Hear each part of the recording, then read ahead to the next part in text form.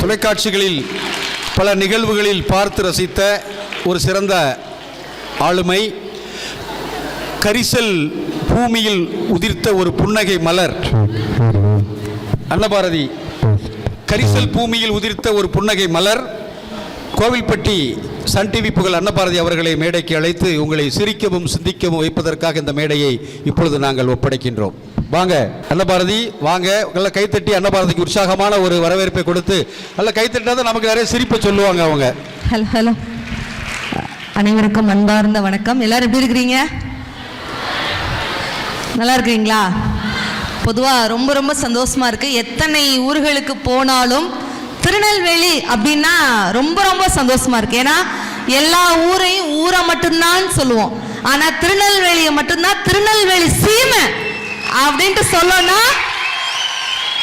அது திருநெல்வேலிக்கே உள்ள ஒரு மிகப்பெரிய ஒரு சொத்து. தாகத்துக்கு தாமிரபரணி, தென்றலுக்கு தென்காசி, அருவிக்கு குற்றாலம், அழகுக்கு இளஞ்சி, புலிக்கு முண்டந்துறை, ஜெயிலுக்கு பாளையங்கோட்டை. அதுதான் வாட்சிலருக்கு முள்ளு. ஏன்னா நீங்கெல்லாம் யூத்து பசங்கிறதுனால உங்களுக்கு உங்களுடைய வழியிலே நான் போயிருந்தேன். வாட்சிலருக்கு முள்ளு, திருநெல்வேலி பசங்கனாலே தில்லு. அப்படி தூரம் ஒரு மாதிரி தில்லா உட்காந்துருக்கிறீங்க. ரொம்ப ரொம்ப சந்தோஷமா இருக்குது. இன்னைக்கு சிஃபா மருத்துவமனையின் 52வது ஆண்டு விழா ரொம்ப ரொம்ப பெருமையாக இருக்கிறது. பொதுவாக சொல்லப்போனா இந்த கொரோனா லாக்டவுன்ல கூட தன்னுடைய உயிரை துச்சமாக நினைச்சு வேலை பார்த்த அத்தனை மருத்துவர்களுக்கும், செவிலியர்களுக்கும், துப்புரவு பணியாளர்களுக்கும், காவல்துறை அதிகாரிகளுக்கும் ஒரு பெரிய பலத்த கைத்தட்டல் கொடுத்துடலாம். ஏன்னா உயிர் காக்கும் உன்னத சேவையை உயிர் மூச்சாய் செய்து கொண்டிருக்கிறவர்கள் தான் மருத்துவர்கள். மருத்துவ பணி மகத்தான பணி அப்படின்ட்டு சொல்லுவாங்க.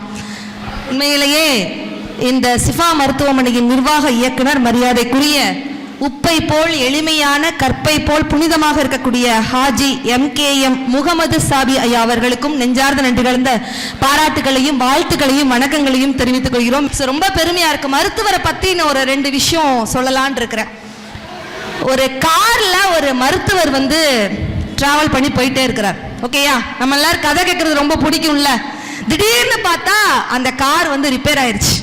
கார் ரிப்பேர் ஆயிடுச்சு அப்படின்னு சொன்ன உடனே அவர் மருத்துவர் அப்படி காரை அப்படி மெக்கானிக் ஷெட் அப்படி கொண்டு போறாப்ல. உடனே அந்த மெக்கானிக் காரை சர்வீஸ் பார்த்துட்டே இருக்கும்போது சிரிச்சுக்கிட்டே அந்த மெக்கானிக் மாதிரி இப்போ அந்த டாக்டரை பார்த்து பேசுறாப்ல.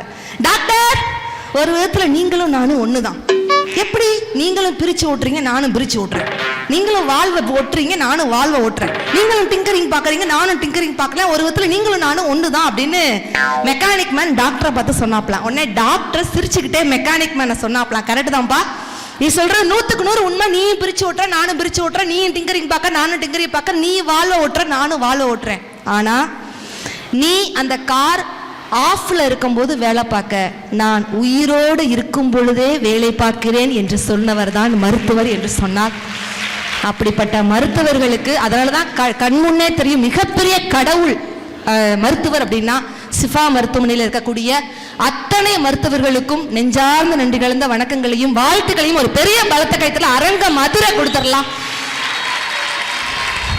ஏன்னா திருநெல்வேலினாலே நான் சொன்னேன்ல, உண்மையிலே இன்னைக்கு இந்த பட்டமளிப்பு விழாவில் அருமையான பட்டங்களை வாங்கி இருக்கக்கூடிய பட்டங்கள் ஆள்வதும் சட்டங்கள் செய்வதும் பாரணியில் பெண்கள் நடத்த வந்தோம். 8ம் அறிவினில் ஆணுக்கிங்கே பெண் இளைப்பிள்ளை காணென்று கும்மியடின் முண்டாசு கவிஞன் பாரதியோட வைர வரிகளுக்கு ஏற்ற மாதிரி ஆண்களை விட பெண்கள் தான் அதிகமா பட்டம் வாங்கியிருக்கிறீங்க. அதுவும் இதய பாதுகாப்பதுக்காக நம்ம வந்திருக்கோம். இதயத்தை சார்ந்து ஒரு சின்ன விழிப்புணர்வு கொடுக்கணும் சிஃபா மருத்துவமனை சார்பா அப்படின்னு முன்னாடி இருக்கக்கூடிய அத்தனை மிகப்பெரிய ஜாம்பவான்களுக்கும் ஒரு பெரிய நெஞ்சார்ந்த நன்றிகள் தான் வணக்கங்க. இதயத்துக்கும் மனசுக்கும் என்ன வித்தியாசம்? இதயம் பெண்கள் கிட்ட இருக்குமா? இப்பா அவரை ஜூம் பண்ணுங்கயா, அவரை ஜூம் பண்ணுங்க. முதல்ல என்ன மாதிரி யோசிச்சிருக்காரு. இதயம் பெண்கள் கிட்ட இருக்குன்னா அப்ப ஆண்களை அடகு கடையில் வச்சுட்டீங்களா? அங்க டிரான்ஸ்பர் பண்ணியிருக்காராம். பட் எந்த பொண்ணுகிட்ட இதயத்தை கொடுத்தாருன்னா எனக்கு தெரியல. இதயத்துக்கும் மனசுக்கும் என்ன வித்தியாசம்? இதயம் நமக்காக மட்டும் துடிக்கும், மனசு நமக்கு பிடிச்சவங்களுக்காக மட்டும் தாங்க துடிக்கும். கண்ணீருக்கும் காதலுக்கும் என்ன வித்தியாசம்? இதயத்துல ஆரம்பிச்சு கண்கள்ல முடிஞ்சா அது கண்ணீர், கண்கள்ல ஆரம்பிச்சு இதயத்துல முடிஞ்சா அது அங்க காதல். ஏன்னா இன்னைக்கு வரைக்கும் பாருங்க, இன்னைக்கு லவ் டுடே படம் எத்தனை பேர் பாத்தீங்க? நீங்க எல்லாம் 2K கிட்ஸ் நீங்க பார்க்காம இருந்திருப்பீங்களா? இந்த 80s கிட்ஸுக்கும் 90s கிட்ஸுக்கும் 2K கிட்ஸுக்கும் என்ன வித்தியாசம்? அழகா இருந்தா அது 2K கிட்ஸ், அறிவா இருந்தா அது 80s கிட்ஸ், அழகும் அறிவும் சேர்ந்து இருந்தா அதுதாங்க பயப்பட 90s கிட்ஸ். சார் பின்னாடி எல்லாம் கை தட்டுறாங்கன்னா என்ன அர்த்தம்? பூரா 90s கிட்ஸ் சார். பாரியா, உண்மையிலேயே 90s கிட்ஸ்க்கு பொண்ணு கிடைக்கிறதும் பாலைவனத்துல தண்ணி கிடைக்கிறதும் எவ்வளவு கஷ்டம். இத்தனை ஆண்கள் இருக்கிறீங்க, பெண்கள் இருக்கிறீங்க, ஒரே ஒரு கொஸ்டின் மட்டும் கேட்டுட்டுமா சார்? வித் யோர் பெர்மிஷன் முன்னாடி இருக்கிறவங்க சார் கேட்டுட்டுமா? யார் அதிகமா மேக்கப் போடுவா, ஆண்களா பெண்களா? பெண்களா? எக்ஸ்கியூஸ் மீ, எப்பா என்ன பார்த்துமாப்பா சொல்ற? அவன் சொல்றான் உன்னை பார்த்ததுக்கு அப்புறம் தான் நான் கன்ஃபார்மே பண்றேன் அப்படிங்கிறான். பட் நான் ஓகே, நான் ஒத்துக்கிட்டேன், நான் பொய் சொல்ல மாட்டேன். வசுபதி சார் சொல்லி தெரியுங்களா, நான்லாம் போய் பேச மாட்டேன்னு சொல்லிட்டு தெரியும். ஏன்னா உண்மையிலேயே 2 பேர் போடுற மேக்கப்பு கூட வித்தியாசம் இருக்குதுங்க. ஒரு பையன் மேக்கப் போட்டு கிளம்பினானா அவன் கடத்தெருவுக்கு போறான்னு அர்த்தம். அதுவே ஒரு பொம்பளை புள்ள மேக்கப் போட்டு கிளம்பினானா எவனையும் நடுத்தெருவுக்கு அனுப்ப போறான்னு அர்த்தம். கைத்தட்டல் அங்க அதிகமா இருக்குன்னா பாதிப்படைஞ்ச கோஷ்டி, பூரா நடுத்தெருவில் நிக்கிற கோஷ்டி. ஆனா யார் அதிகமா மேக்கப் போடுறோம்னா பெண்கள். ஃபேர் அண்ட் லவ்லி, பேத்தி லவ்லி, பெரியப்பா லவ்லி, அப்பத்தா லவ்லி, ஆயா லவ்லி எல்லாத்தையும் போட்டா தான் அழகு. ஆண்கள் குளிச்சுட்டு வந்து இப்படி தலையை களைச்சு விட்டாலே ஆண் சிங்கங்கள் கொள்ளை அழகு. அதனால மேக்கப் அவங்க தான் அதிகமா போடுறாங்க. அதனால உண்மையில பிரச்சனையே இல்லை. நான் சொல்றேன், யோகாக்கும் யோகமுக்கும் என்ன வித்தியாசம் சார்? உங்களுக்கு ஏதாவது சும்மா ஏதாவது ட்ரை பண்ணுங்க சார். யோகாக்கும் யோகமுக்கும், யோகா பண்ணாலே யோகம் வந்துருமா? எப்படிப்பா அப்படிலாம்? ஐயோ எனக்கு புள்ள இருக்குது பாருங்க. இப்ப சார் நான் சொல்றேன், யோகாக்கும் யோகமுக்கும் என்ன வித்தியாசம்? ஆண்களுக்கு நீங்க நல்லா நோட் பண்ணிக்கும். நீங்க அமைதியா இருந்தா அது யோகா, அதுவே உங்களுக்கு அமைதியான பொண்டாட்டி கிடைச்சா அது உங்களுக்கு யோகம். ஒருத்தருமே கைத்தல் கொடுக்கணும், யாருக்குமே இந்த கொடுப்பனை கிடைக்கல, ஜென்மத்துக்கும் கிடைக்காது. உண்மையிலே அமைதியான பொண்டாட்டிலாம் வரலாற்றில் கபாலிடா படம் எத்தனை பேர் பார்த்தீங்க? நெருப்புடா கபாலிடா. அதே மாதிரி பொண்டாட்டிடா ஸ்டைல் இவங்கெல்லாம் சொல்றாங்க. பொண்டாட்டிடா யாருடா நினைச்ச? பழைய படத்துல வர மாதிரி தலைய புடவை கட்டிக்கிட்டு, தலை நிறைய பூ வச்சுக்கிட்டு, நெத்து நிறைய பொட்டு வச்சுக்கிட்டு, பொண்டாட்டி அப்படின்னு கொடுத்தா குடுகுடுன்னு ஓடி வந்து உங்க காலை பிடிச்சிக்கிட்டு சொல்லுங்கத்தான் அப்படின்னு கப்பால, அந்த மாதிரி பொண்டாட்டி நினைச்சியாடா? பொண்டாட்டிடா பத்தியா? இதுக்குதான் இதுக்கெல்லாம் கைத்தட்டல் கொடுக்குதுங்க.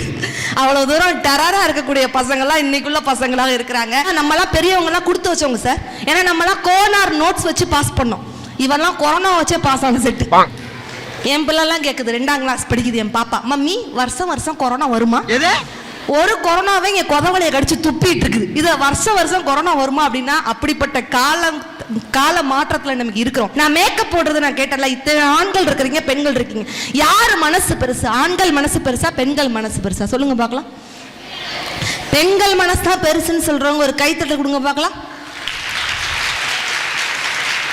இல்ல ஆண்கள் மனசு தான் பெருசுன்னு சொல்றவங்க ஒரு கைத்தட்டல் கொடுங்க பார்க்கலாம். என்னப்பா இவ்வளவு வீக்கா இருக்கீங்க நீங்க? பெண்கள் தான் கொஞ்சம் பவர் மாஸ் அதிகமா இருக்கிற மாதிரி இருக்க. சத்தியமா சொல்றேன், நான் போய் பேச மாட்டேன். யார் மனசு பெருசுனா, பொம்பளை பிள்ளையா இருந்தாலும் தைரியமா சொல்றேன், ஆண்கள் பெண்கள் மனசை காட்டிலும் சத்தியமாக ஆண் சிங்கத்தோட மனசு தாங்க சத்தியமா பெருசு.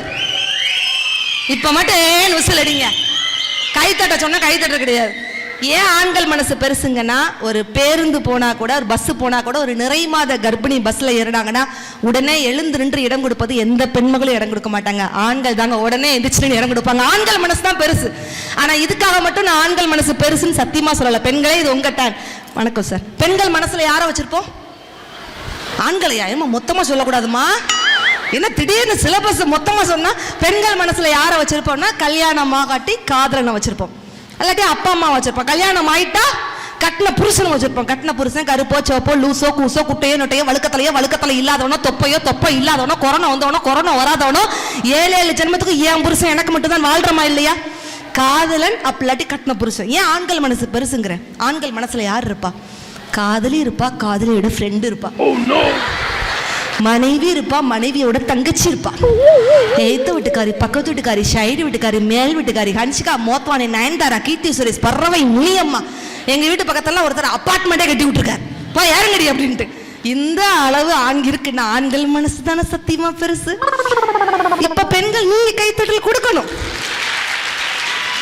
ஆனா உண்மையிலேயே இன்னைக்கெல்லாம் எதுவுமே பேச முடியாது. குண்டா இருந்தா என்ன கேட்பான் தெரியுமா? நம்ம செவனேன்னு இருப்போம். குண்டா இருந்தா கொலஸ்ட்ரால் இருக்குதா அப்படிங்கிறான். ஒல்லியா இருந்தா சுகர் இருக்குதா, கோவமா இருந்தா ப்ரெஷர் இருக்குதா, இல்லை எதுவுமே பண்ணாம செவனேன்னு இருந்தா எதுவுமே பண்ணாம இருக்கீங்களோ ஏதாவது பிரச்சனையா அப்படிங்கிறான். என்னதான் நம்ம பண்றது? ஆனா அந்த மனசை சந்தோஷமா ரிலாக்ஸா வச்சுக்கணும்னா நல்ல பாடல்களை கேளுங்க, நல்ல டிராவல் பண்ணுங்க, நல்ல புத்தகங்களை படியுங்க, சின்ன சின்ன விஷயங்களை கேட்டாலும் வாழ்க்கையை ரசிக்க கற்றுக்கொள்ளுங்கள். நிச்சயமா வாழ்க்கைங்கிறது என்னென்றைக்குமே உங்களுக்கு தித்திப்பாகத்தான் இருக்கும்னு சொல்லிட்டு ஒரு சின்ன பிரேக்குக்கு அப்புறம் நான் இப்போ விஜய் டிவி கலக்க போகுது யார் புகழ் சதீஷோட சூப்பரான ஒரு மிமிக்ரி எத்தனை பேர் கேட்க ரெடியா இருக்கிறீங்க? அவ்வளோதானா? கைத்தறல கொடுத்தீங்கன்னா இப்போ சதீஷை நான் கூப்பிட்டுருப்பேன்.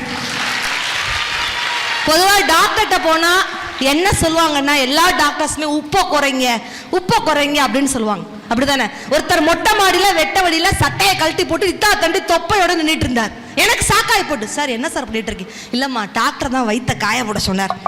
உனக்கெல்லாம் ஜென்மத்துக்கும் தொப்பையே குறையாதுடா போட்டேன். ஆனா உண்மையிலேயே உப்பை குறைங்கன்னு சொல்லுவாங்கல்ல. நம்ம எல்லாரும் குறைக்க வேண்டிய உப்பு என்ன? ஆண்கள் நீங்க எல்லாம் குறைக்க வேண்டிய உப்பு படபடப்பு. பொண்டாட்டி போன் வந்தோன்னா அந்த பொய்ய சொல்லவா இந்த பொய்ய சொல்லவா, ரைட் எடுத்து லெஃப்ட் வாரம்மா. 5 நிமிஷத்துல ஒரு ஆம்பளை வீட்டுக்கு வந்துருதான்னா அவன் ஜென்மத்துக்கு வரவே மாட்டான்னு அர்த்தம். பெண்கள்லாம் நோட் பண்ணிக்கோங்க. ஆண்கள் குறைக்க வேண்டிய உப்பு படபடப்பு, பெண்கள் குறைக்க வேண்டிய உப்பு நச்சரிப்பு. பட்டை வாங்கி கொடு, நட்டை வாங்கி கொடு, துட்டை வாங்கி கொடு. கல்யாணம் முடிஞ்ச புதுசுல ஆண்களுக்கு மண்டை நிறைய முடி இருக்கும். இப்ப வெறும் மண்டை மட்டும்தான் இருக்குன்னா என்ன அர்த்தம்? பூரா புடுங்கி எடுத்திருக்கீங்க. பெண்கள் குறைக்க வேண்டிய உப்பு நச்சரிப்பு, வயதானவர்கள் குறைக்க வேண்டிய உப்பு தொணதொணப்பு, வக்கீல்கள் குறைக்க வேண்டிய உப்பு ஒத்திவைப்பு. ஆனா என்னைக்குமே நம்ம குறைக்காத ஒரே ஒரு உப்பு சிரிப்பு. அதுதான் வாழ்க்கைக்கு மிகச் சிறப்புன்னு சொல்லிட்டு சிரித்து கொண்டே இருங்கள், உங்களுடைய முகம் மலரட்டும், குணம் செழிக்கட்டும், புகழ் பரவட்டும் என்று சொல்லி இப்பொழுது விஜய் டிவி கலக்க போது யார் புகழ் சதீஷ் அவர்களே உங்களுடைய பெரிய பலத்த கைத்தட்டலோடு அன்போடு அழைக்கிறேன். நன்றி, வணக்கம், டாடா.